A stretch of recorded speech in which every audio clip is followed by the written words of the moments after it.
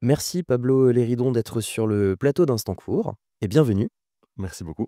Tu es venu nous parler donc de ton court-métrage qui s'appelle Les Petits Monstres, qui est en compétition sur le Festival du court-métrage de Clermont-Ferrand, donc de cette édition 2025. Donc peut-être un petit mot d'abord sur le synopsis de ce film, que je reprends. Donc ce matin, Erwan, collégien malvoyant, a hâte d'arriver au collège pour déclarer sa flamme à Agathe. Mais comme tous les jours, il doit partager un van de transport scolaire avec David, donc le van de l'amitié, on y reviendra, un pot de colle en fauteuil roulant. Alors quand David fait tout pour qu'il n'arrive jamais, la guerre est déclarée. Alors, ce film, il met donc en scène ces deux personnages, Erwan et David. Qu'est-ce qui t'a poussé dans ce court-métrage à aborder le thème du handicap chez les adolescents? Alors, au départ, c'est vraiment, quelque chose d'assez autobiographique. Moi, je suis porteur de handicap, et c'était un peu, inspiré d'expériences que j'ai eues, pendant ma jeunesse.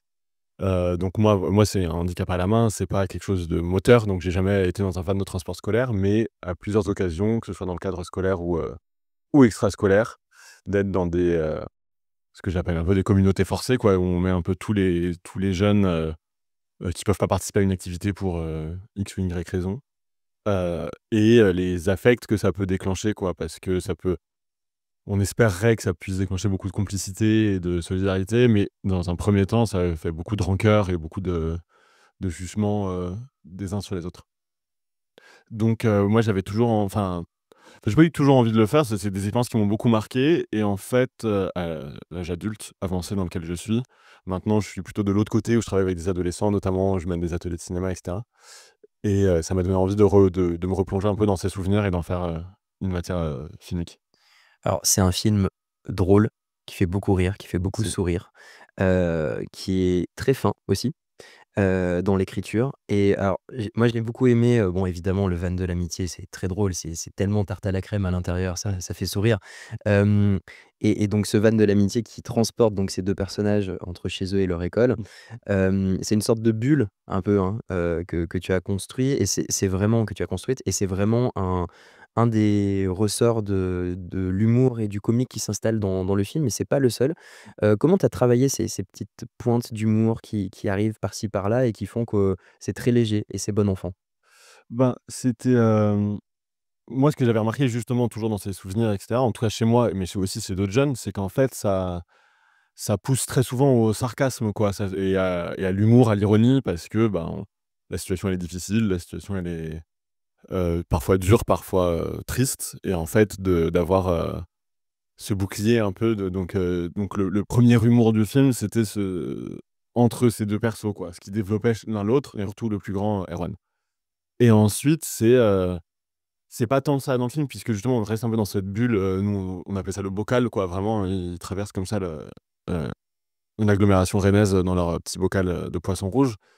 Mais il y a des moments, au fil du film où ils ont des interactions avec, les valides et ça en effet, ça a toujours été, source de grande, absurdité, dans ma vie et c'est des choses pour le coup, quand il m'arrive de rencontrer, et notamment en accompagnant ce film, d'autres personnes en situation de handicap, c'est toujours ça qui revient, c'est les absurdités, les inanités que peuvent, dire les valides.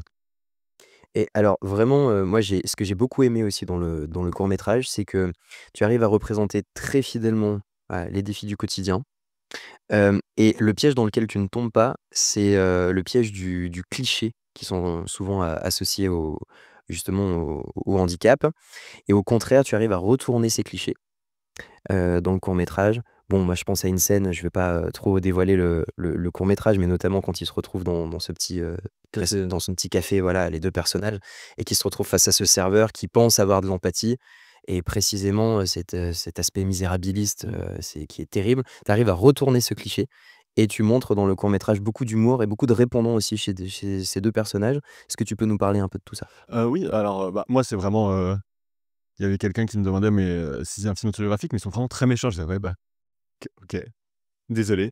Mais je pense que c'est un peu aussi, j'aimerais bien profiter pour dire que c'est quelque chose qui est très, je m'inscris vraiment dans une longue tradition aussi, militante, là-dedans et par exemple, dès les années 70, il y avait une revue, politique qui s'appelait Les Handicapés Méchants, qui était publiée en France, Donc il y avait vraiment ce truc, ça a toujours été le 1er, la première revendication des militantes et militants notamment, mais aussi de tout handicapé, de dire on de droit à la méchanceté. Le droit à la méchanceté, c'est pas juste être désagréable, mais c'est en fait revendiquer des choses et répondre comme tu dis. Pareil, il y avait, un militant dont le nom m'échappe malheureusement, qui avait tout un truc qui s'appelait, Piss on Pity, donc je pisse sur votre pitié, parce que c'était quelqu'un qui justement avait des poches d'urine, suite à à cause de son handicap. Hem et en fait, ça, c'est des choses donc que moi, j'invente pas et que j'ai presque jamais vu au cinéma ou dans la fiction ou alors dans des manières un peu plus fantasmées vraiment où ça devient presque des monstres, quoi. Et donc moi, je trouvais ça vraiment intéressant, ouais, d'utiliser cet humour qui moi me plaît énormément dans le cinéma en général ou dans la fiction, notamment dans les séries, et de le placer dans les bouches de ces 2 garçons, où on pourrait s'attendre qu'ils parlent de leurs défis, de leur espoir, de leur peur et cetera, mais ils parlent pas tant que ça, ils s'insultent et ils parlent de choses de garçons, quoi. Ouais, j'allais dire, bon, c'est ce que se disent la plupart des gens en sortant de salle: «Ah finalement, ce sont des adolescents normaux». Et ce qui est bien, c'est que, bah, tu traites de thèmes classiques chez les adolescents. Tu parles de harcèlement, tu parles d'histoires de cœur brisé, tu parles de disputes, tu parles, d'amitié aussi, tu parles de bêtises, voilà. Et donc finalement, tu dresses, un portrait, bah, très classique, très normal d'adolescent. Est-ce que c'était une façon aussi de casser, voilà, vraiment les clichés quand on arrive face au handicap et qu'on regarde avec un regard: «Oh les pauvres». Mmh. Ah oui, tout à fait et même, j'irais un petit peu plus loin, dans le sens où c'est des adolescents, c'est 2 garçons et donc c'est deux ils sont un peu aux yeux, quoi et je veux dire, Des c'est petits pas monstres. et c'est des petits monstres, ouais et bah, et notamment ils sont, sexistes, ils sont pas très, woke, quoi, et c'est des choses, pas que je revendique pas, quoi et c'était d'ailleurs très, très intéressant d'en parler avec les comédiens, voilà, de dire, on va travailler ça, on va presque l'exorciser, je sais pas quoi, le faire exister, mais c'est pas du tout moi, ça me fait pas enfin oui, ça me fait rire parce que ça vient de leur bouche à eux, mais c'est pas des choses, voilà, ils disent des trucs sur les filles notamment et que évidemment, qui sont, condamnables mais je veux dire, c'est des choses où, tout le monde, tous les garçons, et encore une fois, je mène des ateliers avec ça, je le sais, tous les garçons, encore aujourd'hui, ont ces réflexions-là malheureusement et donc moi, ça m'intéressait de voir en effet la ce qu'il y a de commun et ce qu'il y a de différent, quoi. Parce qu'en effet, à la fois, ils sont comme les autres et en même temps, le film, évidemment, serait pas pareil si c'était 2 garçons dans un bus de transport scolaire habituel, qui juste, vont en cours, quoi. Donc ils sont comme les autres, ils ont les mêmes problématiques, mais tout est toujours structuré par, et moins par leur handicap lui-même que par le regard que les autres portent sur leur handicap, que les valides portent sur leur handicap. Et justement, alors le film, il dure que 13 minutes, hein, Ouais. on est dans du court métrage. Ça ce qui empêche pas d'ailleurs qu'on s'attache très vite à ces personnages et qu'on s'y attache pas seulement parce qu'ils ont un handicap et justement qu'on revient à ce thème-là. On s'y attache parce que, bah, toute leur complexité, parce qu'ils nous font rire, parce qu'il y a plein d'émotions, hein, il y a une large palette de sentiments qui passent. On passe de la colère, on va jusqu'au rire, on passe de la déception à l'espoir. Ouais, il y a des bêtises, il y a vraiment tout dans ce court métrage. Quel choix de mise en scène et d'écriture t'ont permis de donner, d'après toi, autant de profondeur, d'épaisseur à ces personnages? Bah, moi, j'ai l'impression que ce qui était, important, c'était et ce qui était là dès le départ, c'était ce huis clos, à la fois, spatial et c'est pas un film en temps réel, mais presque, quoi. C'est-à-dire, il dure que 13 minutes, ça doit se passer sur, 1 heure en temps d'action, quoi et donc d'être vraiment concentré et d'avoir aussi ce truc moi, j'aime beaucoup, on essayait, à l'écriture de pas trop prendre le spectateur par la main et cetera et donc on est plongé dans cette relation où ils se connaissent tous les 3 avec la conductrice, Ruby. Ils se connaissent tous les 3 très bien et donc en fait, c'est tout de suite, on est dans l'action et cetera. Donc je pense qu'il y a toujours un petit moment au début où on rattrape un peu les wagons, Ouais. le spectateur rattrape un peu les wagons et après le but, oui, c'était de passer justement aussi parce que, toujours de la même manière, c'est-à-dire, donner sa complexité au handicap, c'est aussi donner de la complexité des affects que ça peut, déclencher, que ça peut, produire chez les gens, quoi. Alors, c'est ton premier film, en tant que réalisateur. Oui. Bah, avant, tu avais participé à l'écriture de courts-métrages. Qu'est-ce qui t'a donné, ce coup-ci, l'envie de passer derrière la caméra? Alors très sincèrement, ça faisait longtemps que j'avais envie de réaliser et là, je pense que c'était moi j'ai en tant que co-scénariste, j'aime beaucoup accompagner des gens qui racontent leur histoire ou des histoires qui résonnent avec leur parcours et cetera et là, sur cette histoire, moi, je pense que sur ces personnages, heu, ça a jamais été trop, question que quelqu'un d'autre réalise et notamment, donc les 2 comédiens, je devine qu'on y reviendra, sont en situation de handicap et en fait, pendant les répétitions, pendant tout le travail qu'on a fait ensemble, heu, le fait de moi leur parler de mes expériences, de dire: «Voilà, moi je faisais comme ça, moi je» et donc je pense que, Erwan il ferait comme ça, que David il ferait comme ça et cetera. Ça permettait un dialogue, et là très récemment j'ai une, par exemple une camarade réalisatrice qui me disait qu'elle avait travaillé sur un film vraiment similaire et que, même pendant les répétitions ça s'était arrêté parce que le comédien était mal à l'aise et alors que je condamne pas du tout la façon dont elle Ouais, travaillait avec lui, ouais, d'accord. mais je Mmh. pense que le fait qu'elle parlait d'un regard extérieur, ça rendait la chose très compliquée. Oui, bah, justement, tu as ouvert un appel, enfin le film, vous avez ouvert un appel à candidature, en Mmh. recherchant, voilà, des adolescents pour le tournage du court. C'était en Bretagne aussi, hein, bon, on l'a dit au début. Comment tu as choisi les acteurs du film? Je crois que là, justement, le choix des personnages ou Ouais. de leur handicap a évolué, donc est-ce que c'est pendant le casting? Tout à fait, ouais. Ouais. Alors on a commencé en Bretagne et on n'a pas trouvé et donc on a fini, on a aussi cherché en région parisienne où j'habite, et ça a été, très difficile parce que le choix qu'on a fait dès le départ avec, mes 2 directrices de casting, Shuré Belfond et Chloé Aramon, c'était de pas faire de casting sauvage. Donc le casting sauvage très rapidement, c'est vraiment d'aller voir des gens qui jouent pas, que ce soit dans la rue ou, je sais pas si je me dis: «Je vais faire un film sur, les athlètes», je vais dans un stade et je vais choper des athlètes. Ouais. Nous c'est pas, je pour cette pratique, je suis pas fan, enfin, les gens font ce qu'ils veulent, mais moi je pense que c'était pas du tout, pertinent parce que là l'idée c'était de prendre des jeunes en situation de handicap, ça a toujours été évidemment l'intérêt du film pour moi, heu et de les faire se moquer, le travailler et cetera. Donc en fait prendre des jeunes, voilà, un âge très vulnérable pour tout le monde et a fortiori, quand on est porteur de handicap, de les faire se moquer et après dire: «Allez ciao, retournez au collège», moi ça m'intéressait pas du tout, donc on a cherché des jeunes, qui voulaient jouer, qui jouaient déjà un peu. Après évidemment c'est un court métrage, on n'allait pas, il y avait pas besoin d'avoir fait, 1000 films.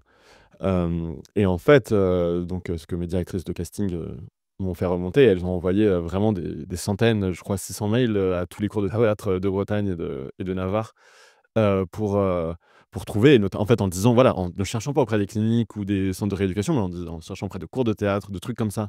Est-ce que vous avez des élèves, des comédiens, qui pourraient correspondre à ces 2 rôles? Et en fait, les gens disaient: «Bah non, parce qu'on n'est pas accessible, donc il y a pas de forcément, il y a personne en fauteuil roulant chez nous». C'est un Enfin, vrai moi sujet ça, hein? bah voilà.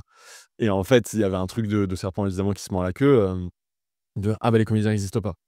Et moi, je pense que là, sur ce film-là, qui était un court métrage, où c'était vraiment le sujet, pour moi, c'était impensable, de pas que les comédiens ne soient pas en situation de handicap. Enfin, elles les ont trouvés les 2. On a rencontré on a rencontré quelques jeunes et après moi, quand je les ai rencontrés les 2, vraiment, il y avait quelque chose de très, d'évident et donc en effet, le seul, impératif, c'était qu'ils aient besoin d'un van de transport scolaire puisque, Ouais. c'est le sujet du film, c'est le cadre du film.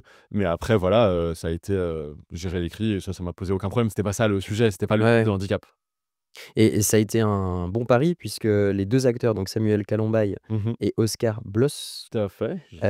oui, en off, tu m'as appris à prononcer les noms correctement, mais c'était important. Ils ont reçu un double prix d'interprétation masculine pour leur rôle dans ton court métrage. Tout à fait. C'est une vraie reconnaissance. Peut-être que tu peux nous parler un petit peu de la direction, d'acteur, Ouais. mais je suppose qu'en tant que réalisateur, c'est quand même, ouais, enfin, on Ah parle ouais. de ça. Ah oui, tout à fait, ouais. C'était donc au festival, 1er plan d'Angers qu'on a reçu ce prix, enfin que les garçons ont reçu ce prix et j'étais extrêmement fier, d'eux et pour eux.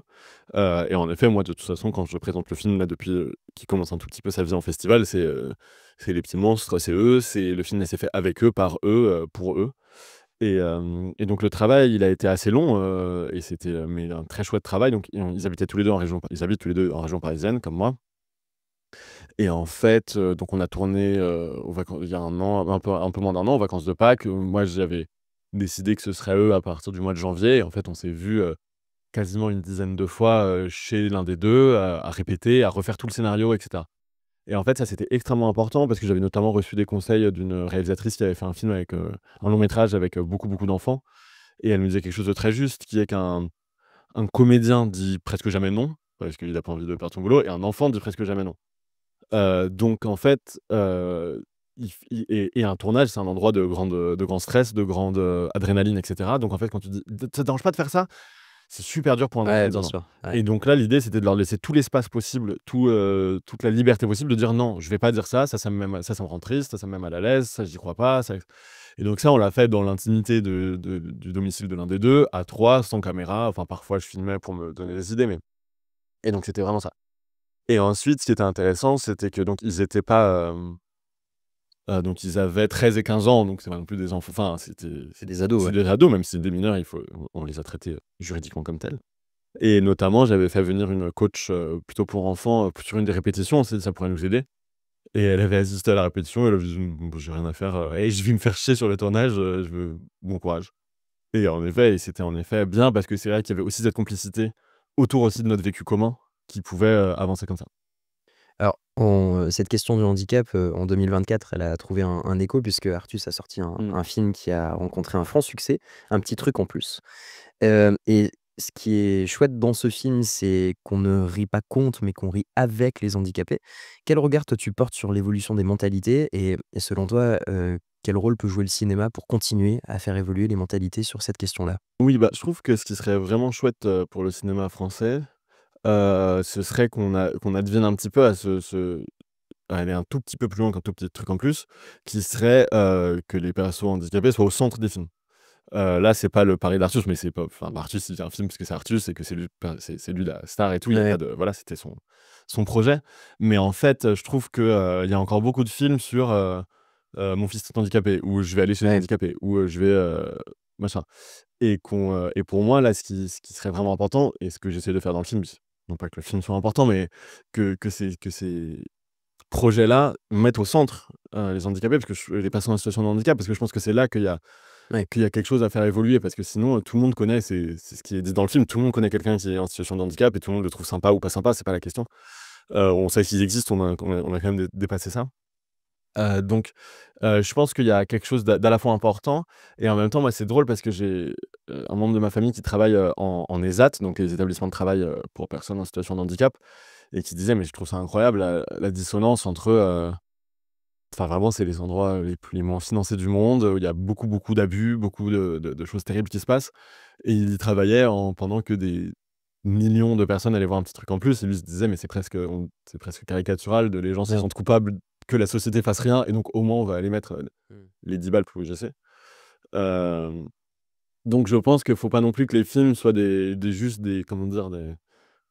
Où les gens se sentent bien d'être allés voir le film, et puis Ouais, puissent comme ça retourner à discute, leur vie, quoi. ouais, Mmh. exactement. Mais évidemment, je pense que c'est des films qui sont importants pour, oui, après moi, ce que je trouverais, et ça c'est seul l'avenir nous le dira, mais c'est que de voir si, donc Artus, ça l'a rendu, il était déjà très connu, ça l'a rendu hyper connu et hyper, heu, fort, et c'est tant mieux pour lui. Moi, ce que j'attends de voir, c'est si les comédiens, Ouais. en situation de handicap de son film, et c'est pas sa responsabilité à lui, hein, mais puissent avoir, un début de carrière. C'est pour ça que moi, et comme pour rejoindre ce que tu disais, le prix des garçons, ça m'a énormément touché, parce que c'est des garçons qui sont comédiens, qui veulent être comédiens dans la vie, donc le but, c'est qu'ils aient un film, qu'ils fassent des films après. Ouais.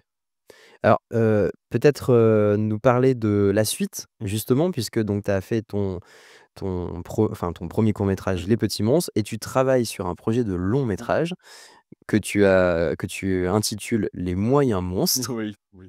Bon, Pour l'instant, pour l'instant. je sais pas Non, si mais c'est marrant oui. la petite alors comment les 2 projets sont liés? Est-ce que c'est une suite? Enfin, parle-nous un petit peu de ce projet-là. C'est tout à fait une suite. C'est tout à fait une suite, oui, je pense pas que ça va s'appeler Les Moyens Monstres, parce que Micro. pardon, ouais. C'est tout à fait une suite, et je pense pas que ça va s'appeler Les Moyens Monstres, Ouais. puisque personne aura vu Les Petits Monstres à part, les festivaliers et festivalières de Clermont-Ferrand. Les Hem personnes qui regardent France 2. et les personnes qui regardent France 2, parce qu'il est sur France Télé.